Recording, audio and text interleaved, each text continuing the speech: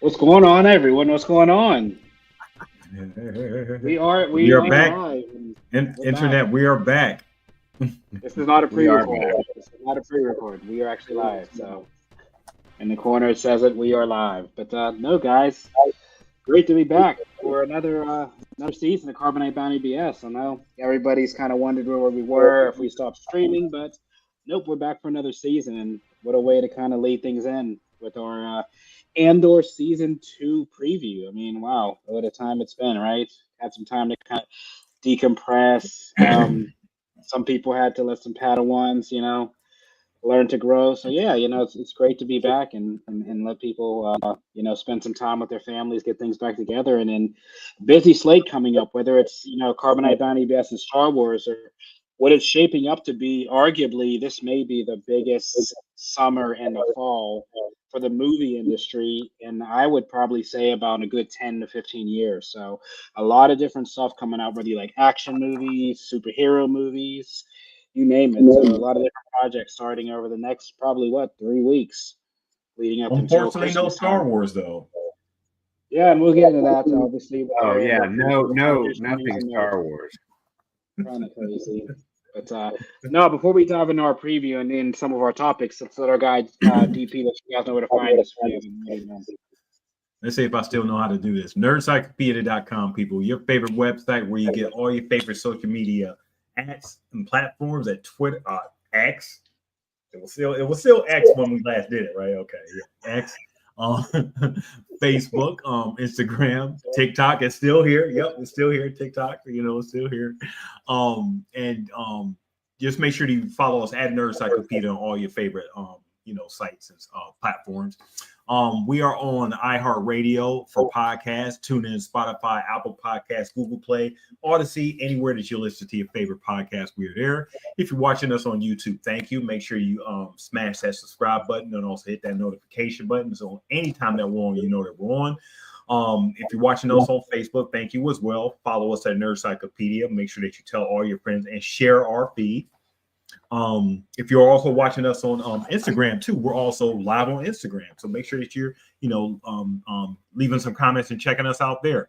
Leave us some feedback too. We love to get the feedback at Nerd Cyclopedia, Nerd Cyclopedia feedback at gmail.com. It's free to send us an email. We kept it free, guys. It's January, tariffs came, but we did the one thing for you. We still kept it free for you. All right. We were thinking about putting like a surcharge, maybe like 65 cents an email, but we said, you know what, that's not going to do us any good, and it's going to help the public. So gotta help this economy, Yeah, we figured that helped a lot. The good news is tariffs are, percentage value based, so our emails have no value whatsoever. That's so free times free equals free. Free o'clock. free 99. Free 99. If it's free, it's for me. There we go. All right. Gotta love it. I'd like to remind you, this show is also free. Right. Yeah. We don't charge for this. Free to watch. This show's actually good. Yeah. This show's actually produced in America, so and it's free. Not outsourced. It's free. So yeah. No, right. Not outsourced. Not outsourced. Not outsourced. Not. No tariff slap here. Right. So watch freely. Yes, please. Watch freely. You don't have to pirate this, guys. That's the crazy thing, right? No VPNs, no nothing crazy. So it's not AI driven. So it's not. Not yet. And Ken is real. Ken is real. Ken is real. He's a real. Yeah. Ow. You guys ever regret giving Google access to hundreds of hours of your voice?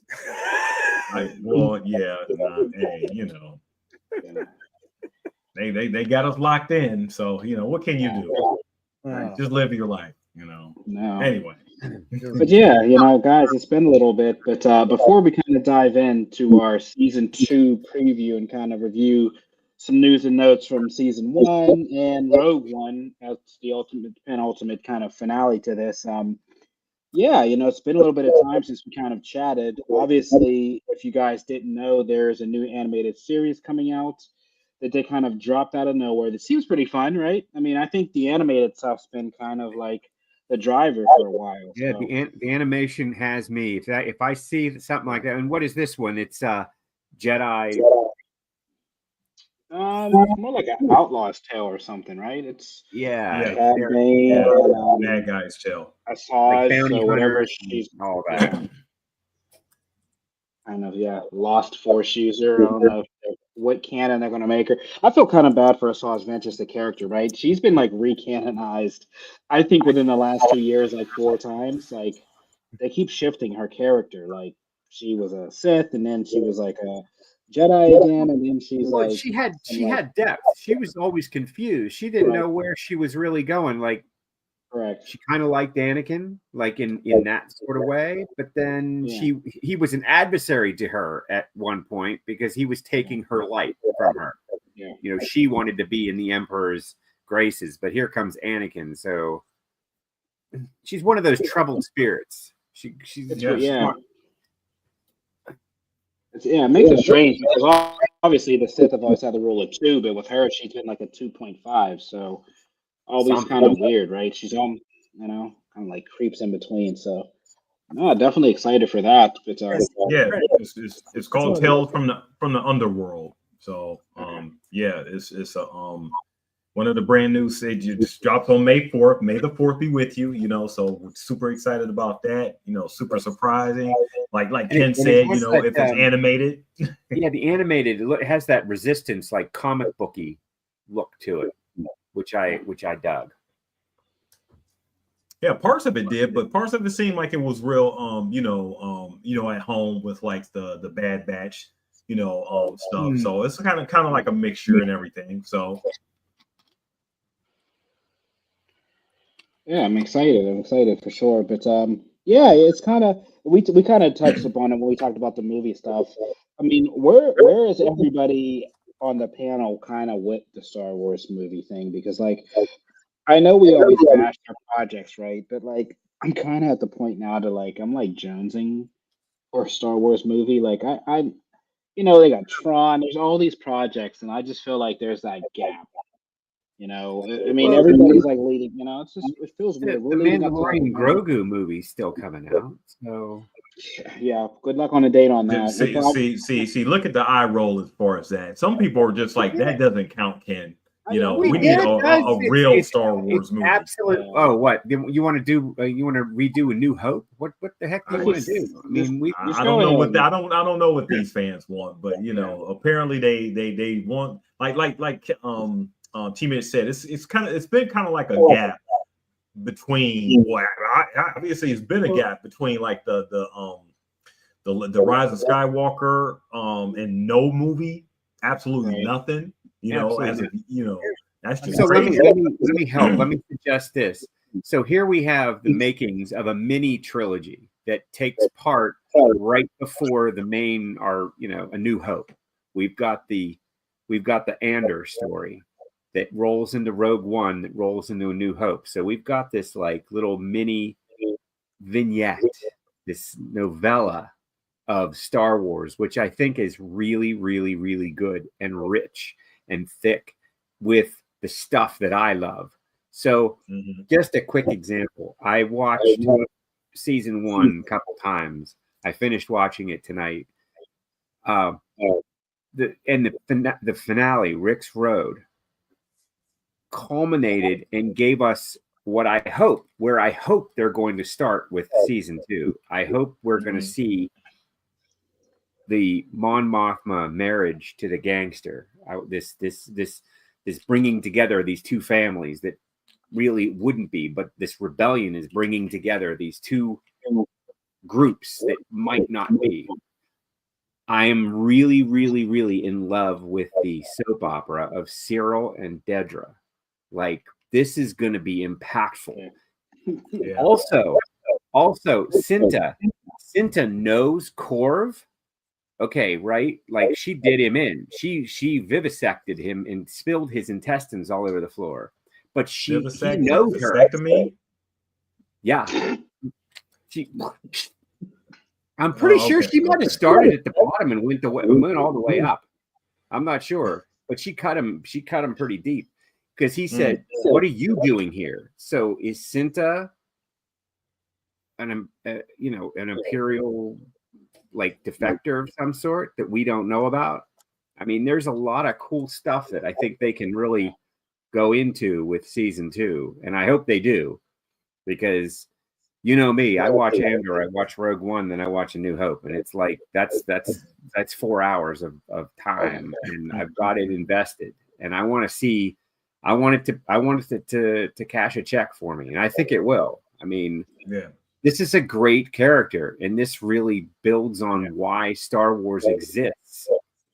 A rebellion, good against evil, all these people. And watch Marva's speech. Watch her speech. I mean, I can't think of any person in history that I would die for than her. And you could tell in their face. That's pretty crazy, man. That's pretty crazy to say. Because our parents and grandparents are in history, right? They're there. So that's they're just out there in history. I'm just saying. That's like the definition of art. That's not real history. I'm talking about like reality, like Star Wars. Isn't that? It's like Star Wars. Hey, yeah. We're pretty much there, Ken. We're pretty much there. We dedicate, weeks of our lives to this. And speaking of time, I kind of like when I first heard that they were going to do this in a 4-week span, where each episode was going to be in blocks of 3. I was kind of left disappointed, because with stuff like this, you're going to want to have it like stretched out as much as possible, so you can like savor that taste, like savor that steak taste, savor that good fish, that good taste that you have in your mouth, for whatever your favorite. Man, and you want to have it for so long. But at the same time, from the way the descriptions are, we're getting like a 3-hour movie each week. Right. Okay. So beginning, middle, and end that spans a year apart and everything from each other. It's I think narratively it's a brilliant way to present, a series that's sort of like, different from how we've received streaming stuff, from other pieces of content and everything, where you had to just wait a week for wait a week for like, the next chapter just to finish up the half of the whatever narrative they were trying to tell and stuff. So with this, you're getting a beginning, middle, and end each week, but still strings out like the narrative and everything. And you don't have to necessarily wait for a cliffhanger, which I don't believe that they will. So I'm kind of intrigued how this is going to go. It's a lot of content that we're going to have to, delve into, but I'm excited. I think you're right to be excited. Andor is the most promising Star Wars property that's in production right now. And part of that has to do with the quality of season 1, the quality of the side characters. Everybody, Cyril is such a shit. Like, he's just such a little shit. And I love, I was rewatching. Like, I like the guy. I'll tell you why. Go ahead. But I like the guy. I think he's I think he's on the fence. He's real. He's real. At the very beginning of the first episode, Cyril's talking to his boss, and his boss is like, "Nah, if we don't let this go, it's going to turn into a bigger thing that we want. It's going to ruin everything." And then he goes off to like some conference, and Cyril just like starts making things worse and worse and worse and worse. Oh, man. 3 weeks later, there's like Nazi jackboots marching down the square. Like, you know what I mean? It's like, this guy was just very correct that he should have left his wallet up alone. And the consequences of that are they're drastic for the galaxy, right? The entire rebellion maybe doesn't even come off without Andor, and certainly the Death Star heist / destruction doesn't come off without Andor. So these are huge consequences for these, like, for ignoring the boss, and also for, let's not forget, the corporation allowed that corruption. They allowed that corruption. Right. So in many ways, they invited the imperial oversight. But I'm really excited about this season for sure. And that's what Marva said. She said empires will fall with from cracks within, and he's a crack. he's a chink in their armor. 100%.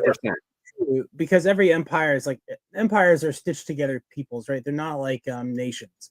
That's one of the things that's different about an empire in respect to a nation, right? Is that it's not is that there is a hegemonic relationship between the center and the colonies, or the mid rim or the outer rim. And so that's part of, I think, what the empire is doing. I agree with DP that it's interesting that they're doing 3 episodes at once. And I think I feel like I said something last season, like I think that would be interesting to see them drop an arc. Yeah. And to me, it doesn't have to be 3 episodes every week, but I like that they are innovating. And I think it's important because Andor is the most successful property right now in Star Wars, the most the best quality Star Wars right now. Yeah, by far, right.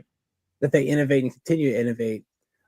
They were also, I read an interview. Was it Tony Gilroy's the guy who runs it? Yeah. Oh yeah, I saw his interview.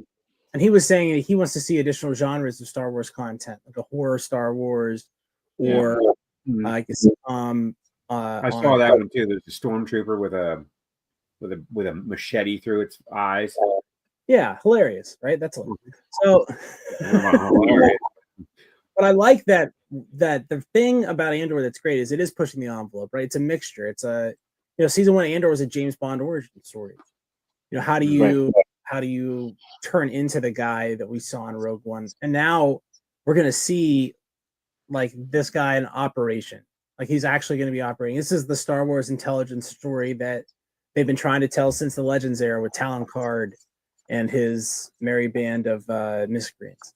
So I'm excited to see what they do. It seems like these guys, it's the right team to have in place. I feel like the rewatch, the prison arc, was like some of the best pure television. Oh, yeah, for sure. Like it smelled like Star Wars and it tasted like Star Wars, but it had nothing to do. It felt nothing like Star Wars, right? Like if it was like molecular gastronomy of Star Wars. So I'm excited about this season. We'll see how much work 3 hours of TV feels like a week, right? Yeah. Hopefully it doesn't feel like work. I know, it's crazy. I don't know.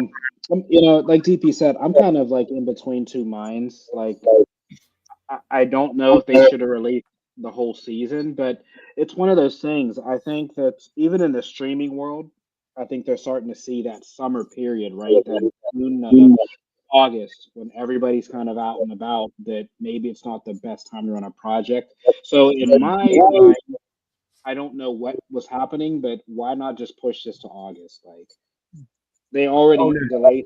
You know what I mean? Like, I would have pushed it. You want it next week? If they can do week to week, try to push it to August and just ran it for the episodes. The 3, I just think the 3, even all the people that will be doing this next week, I just think you're going to miss a lot of content.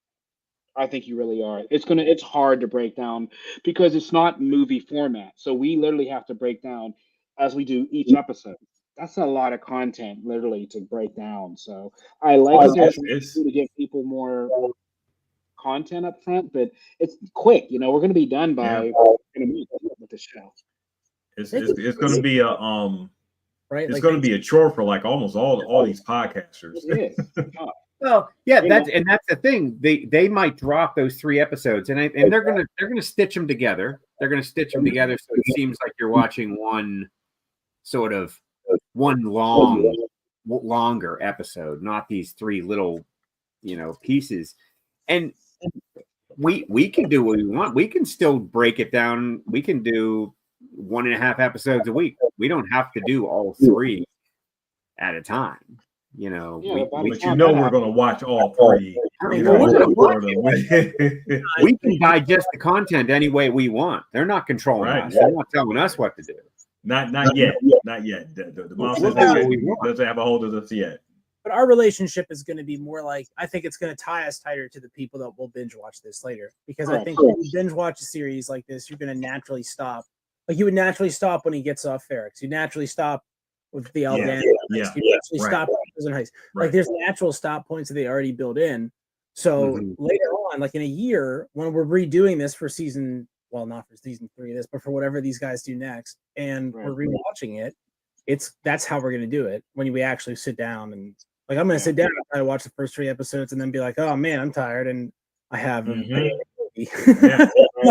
back for the next arc. You know, first arc with them on what's the planet they're on? Well, the first arc is introducing us with Andor and everything, and then the next arc is him getting off the planet. The next arc is the heist, I believe. No, the prison. The heist. The heist and then the prison.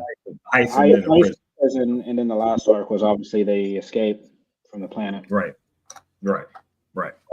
In the prison was more like a slap in the face, because here's this guy that's now building this hate against. He's not even sure. He doesn't really want anything to do with it. He wants to be left alone. He's not a part of it. What does he keep saying? He's not a part of it. He was just going to the store. Now all of a sudden he's part of this bigger thing. Yeah, he's a part of it. He doesn't know what part it is yet, but he's in there. Like all these and other he's literally building a part. He's built, exactly. So it's that's what I mean. Like it's like a slap in the face. It's like, oh, you hate us so much. Guess what? We're gonna make you build stuff we want. Haha. And you're not gonna know. You're not gonna know ever what you're doing. Yeah. Right. So right. That's the he's brilliant. got That's brilliant. And I love the fact that he point blank just blasts guys in the chest with a blaster. I mean that's his MO. I mean, there has never been he assassinates people up close. He's great.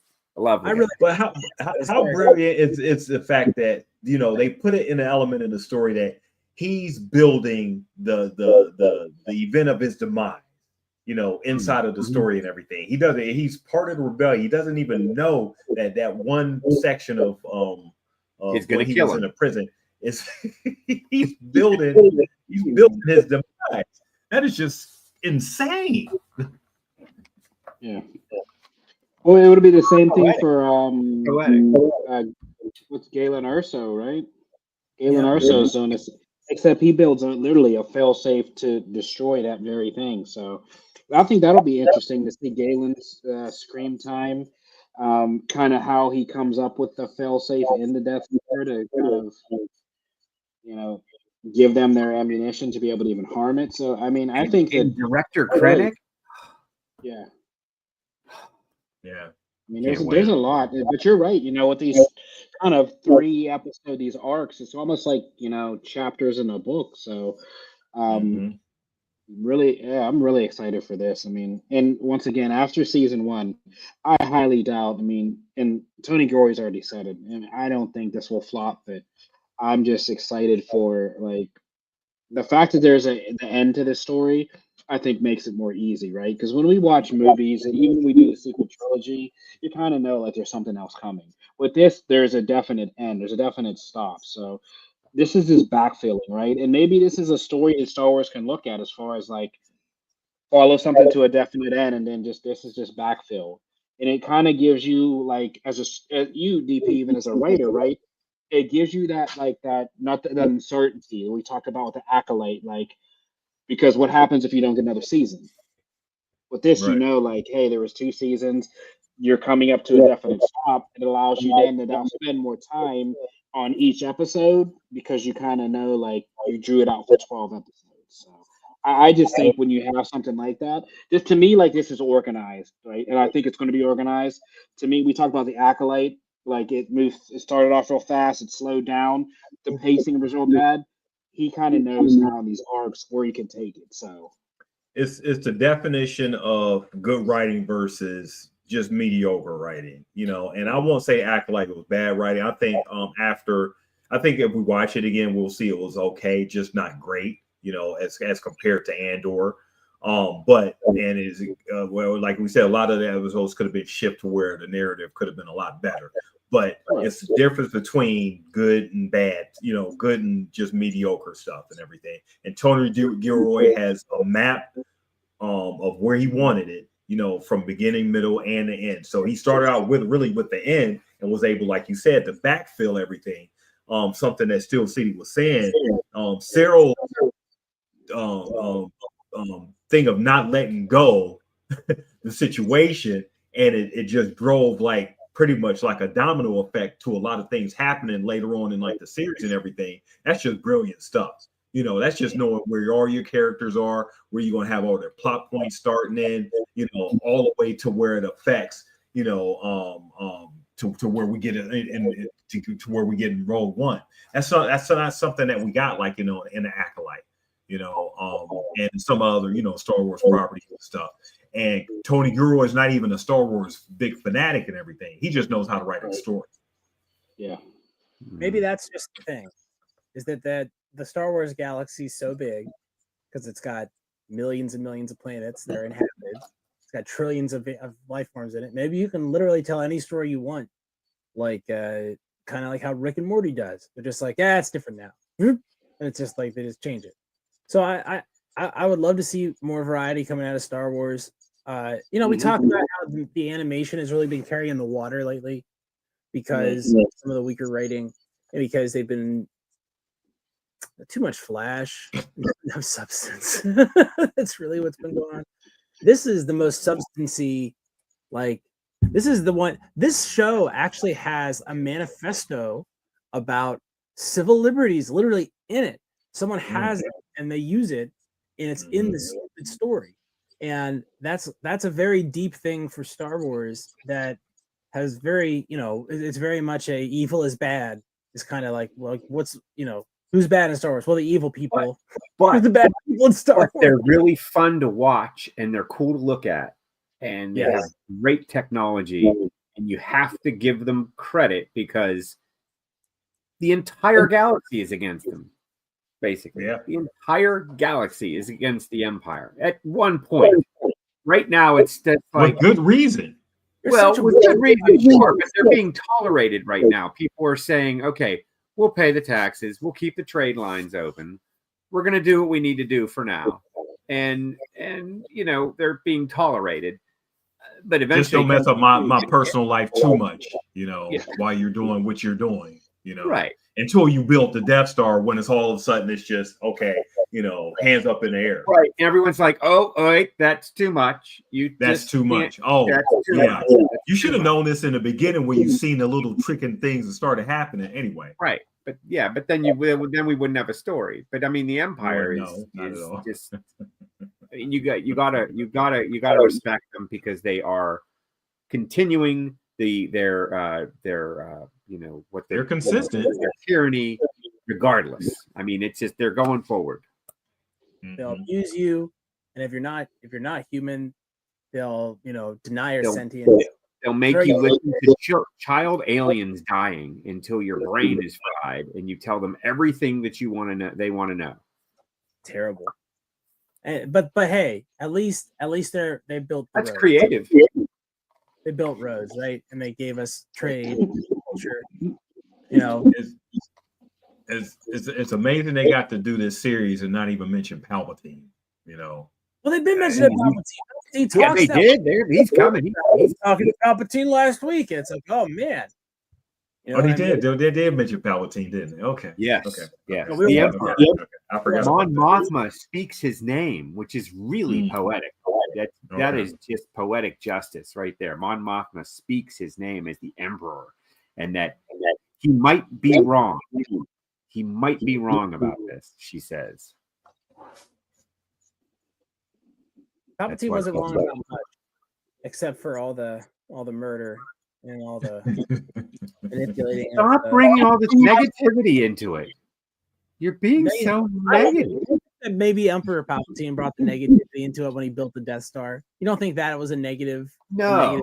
That was a show of force. It was like those people had to go according to Ken. Look at this toy I built. Look at this cool thing. You just build the toy. Blew up. You just demonstrated. You used it. Yeah, let's see how it works. Let's see how my big toy works. All Tarkin did was destroy a mountain. That's it. That's all he did.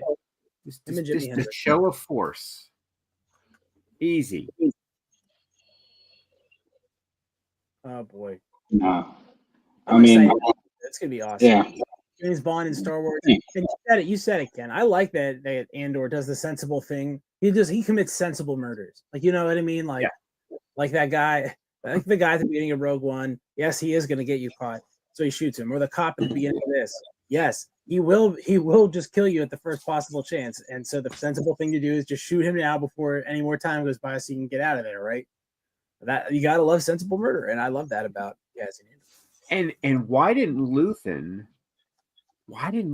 take him out? Like, that was his whole goal. His whole goal was to go back to Ferrix, find him, and silence him. He had his chance. So that's an interesting story I want to see. I want to see that play out. And I hope they just don't, like, sweep it under the rug. Why didn't he shoot him in that last scene? Why didn't he shoot him? Maybe because he's a Jedi and he knew he'd be important later on. Is he a Jedi? I mean, I don't know. I don't know. Yeah, that's the thing. I'm like, I don't know. That rewatch, like that thing is a lightsaber. It looks literally like you guys buy at Disney, where it's got like the telescoping like blade. It literally looks like off the rack. Yeah, but then is he like what we had in Skeleton Crew, where is he a Jedi? He stole a lightsaber. Maybe someone trained him a little bit. Like T. Mitch, you hate when people are like, "Oh, all of a sudden there's Force users everywhere, and everybody's a Jedi." Yeah, right. We can't give away the Force, like, can't give it away like that. It would have to be a good reveal, something like Palpatine seeing this dude and saying his name.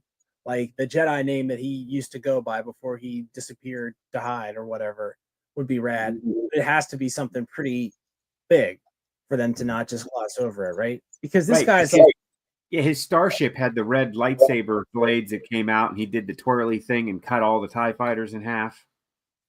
Remember that? In the first or second episode, he had a Darth Maul weapon on his starship. So he had some Jedi enhancement to his, it's like sort of a Jedi starfighter type of thing. That ship is cool. It was. That thing is awesome. Very cool. I think we all, even when that was the first thing we talked about when we reviewed that episode. We were like, how would he get a lightsaber on his ship? And it. I think that stuff would work. That's something you'd think you'd see more in the galactic navies. That and the hyperspace like torpedo thing feels like it should be, that maneuver from episode 8. That they should all be doing that, right? With hyperspace stuff. Like, I mean that, and I mean, I don't know if you guys know your physics, but there's this equation by a man named Einstein that says that if you get something moving many times the speed of light and it hits you, it will be very, very powerful because that is a lot of energy transferred. A lot of energy. And you won't know about it because you'll be dead. Well, yes. I don't know if you've seen what happens when you do that, but a great example would be the sun. So that's a roaring fire to sit next to. You'll become a sun. Yes. The good thing about like this show is that it really got his permission to do this type of story from like the prequel series and stuff, So I don't think you really do this type of story unless George Lucas gives you the permission to talk about the politics and you get into like the weeds as far as the ramifications of the political fallout that happens within the universe and stuff. Whereas I think the 4, 5, and 6, they sort of like give you like the permission to tell stories like the Skeleton Crew, so it gives you like a different vibe, more or less a fun type of thing, and it just shows you like the versatility like this brand has, like Star Wars has, that you don't have to tell a certain type of story, but everything can fit into everything because it all happens in the same universe. You can hopefully eventually tell like a horror, Star Wars story or a comedy, or try to tell a comedy or whatever. It's versatile enough to do that. And we do need like the movie propers back, just so we could get the big feeling that we're not getting from like the TV shows, even though they tons of money on effects and all that stuff. You're not going to get that same type of but you have those in like longer narratives. You're not going to have that same type of succinct storytelling that you would get with a movie when it has a beginning, middle, and end. We're not getting that in the Star Wars show because they run like 6 or 7 hours or what have you. In the case of Andor, like 12 hours. So looking forward to having the movies happen at some point. Hopefully, we do get the Grogu movie happening next year, so we can at least get something on screen again with Star Wars. Yeah, no, I mean, you guys are right. I mean, yeah, I do miss that big. You do need that, that theater feel, But Revenge of the Sith is what is it, 30th anniversary? It's hitting at some point, isn't it? The next week. Sure. It would be probably. The tickets are on Fandango now. Yeah. I wonder. Revenge of the Sith is one of those ones that I think probably improved the most in my look back. Like I appreciate Revenge of the Sith so much more after the events of the last decade or so, and I'm excited for the 20th anniversary. I am going to bust on my friend Brian right now for falling asleep in that movie. It was a little late for him. Doesn't matter. It was 2:00 in the morning. It was midnight. What are you going to do? But I want to talk more. I want to go back to what DP said about politics of this, and it's interesting how everybody has their own sort of slice of what they're trying to do and what they're trying to accomplish. And your point, the episodes 4, 5, and 6, the original trilogy is like, let's tell the story of World War II, but let's start it in like, I don't know, July 1940, like 44, right? The story of that is fascism versus freedom, right? That's what the story is. And if you look at it right there, but if you back up in history a good 30, 40 years, right? And you start talking about, okay, what's going on in Europe, and you start talking about the rise of the extremists, you start talking about fascism and communism kind of rising at the same time in World War I. That looks a lot more complicated, right? It looks a lot more complicated. And one way of thinking of it is, we don't know what the consequences of our actions will be at the time. It's the baby Hitler, right? You can't like if you're looking at what Hitler was up to in like 1912, it wouldn't be obvious that guy was gonna be the guy to do all that stuff. He was like a painter, a failed painter or something. So it's interesting to see these guys who have like they're maximalists, they're accelerists, they're conciliists. They're these people that have all these different views on how the resistance should go, and it's very much like the 30s. People don't know things like there were communist riots in the United States in 1932. That people don't think about that. You know what I mean? The extremism, things were a lot more extreme and a lot more fluid in those times before the war than people remember. People forget things like a lot more physical. Yes, a lot more. Yeah. People forget that, like Charles Lindbergh was arguing for complete isolationism and spouting Nazi propaganda, like pretty much right up until Pearl Harbor, like right up on the line of Pearl Harbor. And it's only in retrospect that the rest of the story tells us, okay, we now know that the story of World War II is fascism and tyranny versus democracy, right? We know that now, but we wouldn't have known that at the time in, like, say, 1935. We wouldn't have known that. Yeah, I mean, it's kind of like what in one narrative it was like, okay, well, you couldn't call World War II, you couldn't call World War One because you didn't know it was a world war, until World War II came along, then you can call that the first one, World War One and everything, Right, they didn't call World War One until there was World War II. And exactly. the other thing to remember, back then, the way information was, the way you learned what was going on was very very slow. It was very, very controlled. And it was, I'd say 90% of America thought everything was fine up until Pearl Harbor, when there was actually something that affected people, affected us. I mean, it was it was an attack on our soul. And then we were like, well, where did that come from? Oh, well, there's this guy from Austria, moved to Germany, is marching all over Europe, just taking over country after country after country. Oh, really? Well, we didn't know that was happening. Today, no one can get away with that. No one can get away with that, really. I'm pretty sure most people knew Second World War. I don't think so. December of 41. I'm pretty sure they didn't. Not until it really knocked on our door. I'm pretty sure. I think that not to like get really off topic here, but the invasion of the Soviet Union by Germany that alarmed a lot of people. How would that affect us? Well, Roosevelt was leasing equipment to Britain and Russia, actually all through that. In a lot of ways, the material that was used by the Soviet Union to stop the German invasion was American. And that was actually before the United States entered into the war officially after Pearl Harbor. And then much stupider, like Pearl Harbor, people, it was a mistake because they got the wrong ships pretty much, and it didn't come off, but it was a long shot anyway. And Japan was in trouble because of the oil embargo. But Germany declaring war on the United States was a total cell phone.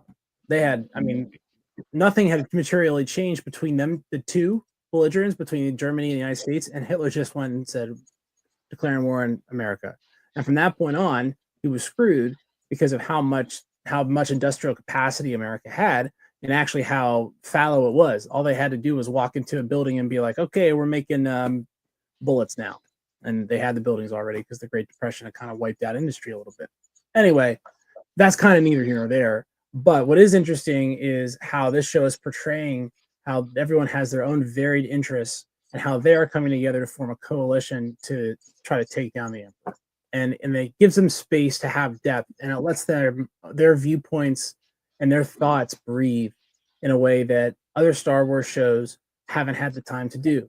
You know what I mean? Like if you like Saving Private Ryan, they don't spend a lot of time explaining the underpinning of, the Civil War amendments and why the Bill of Rights is important. You don't get that. You just get, well, America's great, and hey, we're here because you need to be here. That's kind of the message you get, right? Because by 1944, there was no subtext. Everything was, it was just bullets flying back and forth, right? So it's interesting to see how those coalitions come together. No, but you're right the way it's laid out. But I just think like the fact that this show is ran the way it is, like very interesting that it chose. And I think that this wasn't just maybe Disney or Star Wars. I think that Tony had input as far as doing these, like we're talking about, maybe in like a chapter arc or first act, second act, third act, fourth act. But I'm really interested as these like mini movies almost. So you're kind of right. It does give us that content without being in the theater kind of feel. But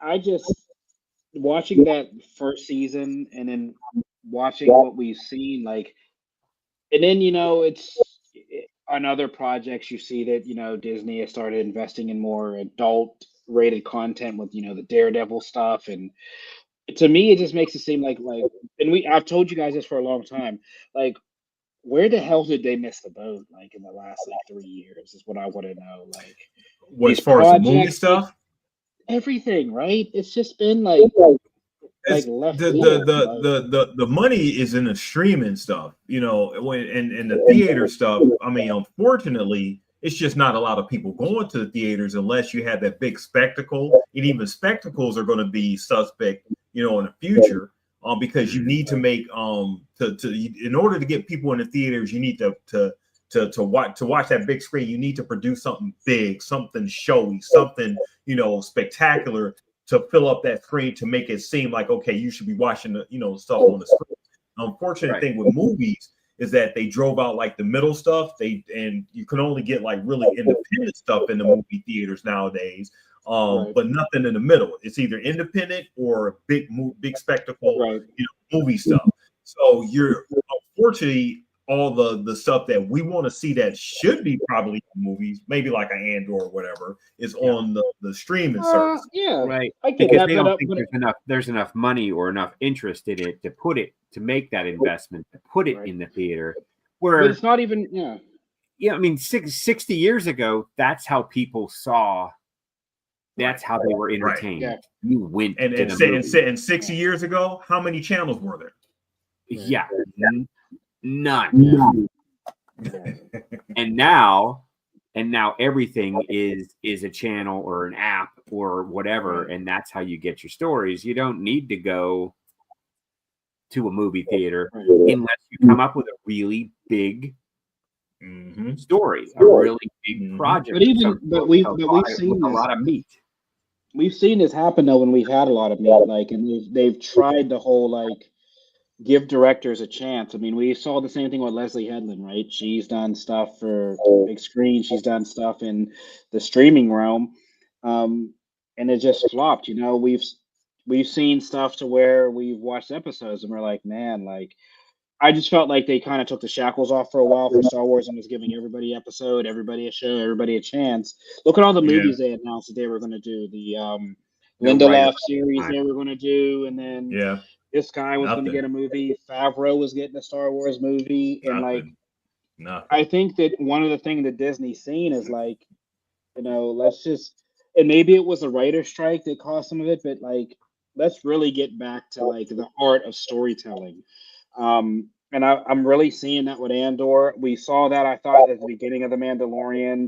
The first half of Ahsoka kind of started to wander a little bit. I mean, I'm glad that we're starting to get projects like this again that we can enjoy, right? I don't think that there was not a miss on this.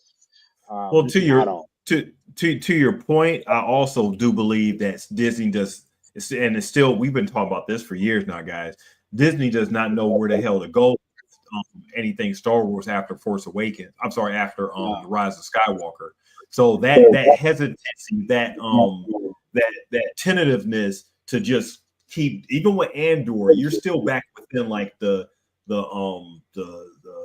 meat of you're still within that. Yeah, you're still backfilling stuff as what you referred to earlier. We're still backfilling. We have not had any type of Star Wars story after Rise of Skywalker.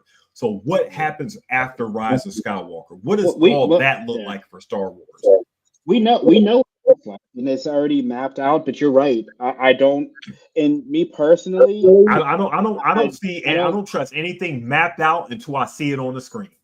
I think it's mapped out. I think there's episode 10 with Daisy Ridley. I don't know if that's the way to go based on what we're seeing. And we talk about this. This universe is so big, right? The episode we don't have to go there. We don't have to go there. I don't think we have to go to episode 10 yet. There is so much between 1 to 9 that we can find a segment. Look where this Mandalorian and this whole saga came from between 6 and 7. There are so many places they can create a story that we don't have to go in the future necessarily and do a 10. I know Daisy Ridley's pushing for it. I know she has scripts. I know they want to do 10, 11, 12, and maybe something different. I just think there's so much meat in what's already out there that we can expand upon, that make a movie or tell a story. I mean, we can do the Luke Skywalker movie, right? They can do something like that. There's so many more projects they can do, and I think you're right. You're in favor of more backfilling. Yeah, I just don't think. I mean, especially where we are now as a fan base, what we've seen in these future projects, I just think it's in a really fragile place to make some good content, get people back on side, kind of like we're talking about with the Marvel stuff, with the Brave New World, and they're trying to do the Daredevil, and they're trying to spend more time in storytelling. Don't try to venture off and do this new episode 10, 11, 12 that it's going to just piss people off because it's going to introduce new stuff that we don't want to see and it'll probably mess up some canon. Just keep working where keep working in the realms. Stay the course. The only thing I would say about that is that you don't know until you actually try, but I'm kind of anxious to see what happens We tried What did we- seven was 4, Look, and then 8 was like Okay, a so shit. if you're going to a go dumpster back fire. to like redoing, like just redo, just cast all the characters and redo Star Wars. Let's just start all I'm just over. saying, Again. what would you do with You know? 10 then? Because all 10 is going to be is an old Rey creating a Jedi Academy, and then there's going to be a new conflict. whatever you Hold on, want. Hitch, what'd you say, buddy? I said the news stories can be whatever you want. That's the thing about telling a news story is you could just be like, all right, 50 years later, we're done. We're moving on. And then, oh, we found Rey lightsaber. Hey, it's in the middle of this other crap. And then who cares? You know, and I think we get too caught up in this numerical episodes. Like 7, 8, and 9 are not really tied to 4, 5, and 6. That aren't really tied. And 4, 5, and 6 are tied specifically to 1, 2, and 3. But because of the way they were produced, 7, 8, and 9 don't all point in the same direction. They point in weird, different directions. Kind of cyclical. So, you know, I don't care. I don't care what the next thing that you make. You can make it as long as the story is good. As long as it's good and it doesn't stray that's all we care about. From the path, from where Star Wars kind of lives. Like in the sandbox where Star Wars plays, as long as we stay in there and we keep the same, you know, the same vibe, the same feel. If I watch a scene and I don't know that that's Star Wars, then there's something wrong. Like it has to have that. It has to have that spirit. I mean, that's all it really counts for me. I just don't want it to go. Now, if the arc of the next trilogy is that they go to Earth, then that's going to be that's not going to work. Then you've taken Star Trek and Star Wars and put them together. Because what about Masters of the Universe from 1984? That's basically the plot. Man, Earth, and they have. So then we're at like the village of the Ewoks now. Like, you know, I don't know. I mean, you're right. I'm just glad that, you know, like I said, I haven't seen it with Star Wars yet, but I'm very confident next week that this will be the same thing. But I just think, like I said, based on, because we don't have much Star Wars content to go from, based what I've seen from the Brave New World and from the Daredevil season I just watched, it seems like they're focusing more on telling good stories, and that's all I can ask for is just a good story, right? Yeah. So, it doesn't matter. Hopefully, we get it doesn't get a matter. good. That's all we want. But you know, great show again, guys. It's great to be back. And yeah, guys, obviously we've told you this, but have the notifications on. Next week's going to be a big week, right? You know, 3 hours of content. This will be basically us reviewing a movie in a sense, because I know we reviewed the movie. So you guys are getting basically so 4 get movies, the coffee pot 4 brewing. weeks. Get ready. 4 movies in 4 weeks. 4 movies in 4 weeks. Get your, you know, whatever, your Red Bull or whatever you need, man. Definitely 3 hours of nerdation. We'll be here for nerdation. We might do like a telethon or some sort, you know, maybe like we'll break away to the phones and people can call us and, you know, right. Are we doing 3 hours? We are doing 3 hours. 3 hours of we're not doing 3 hours. Yeah, 3 hours is crazy. They're doing 3 hours. We'll just stick with our hour here. Maybe when we get, if we can get to a monetized level from some people who are liking, subscribing, then maybe we'll do a 3 hour stream for you guys. But until then, unfortunately, that's the way our bank account's set up. It's just not physically possible. It's not physically possible yet. So we're working towards that. But we do appreciate everybody. And yeah, guys, next week will be another big week for us in the start of our journey in the Andor. So until next week, guys, this is Away. This is Away.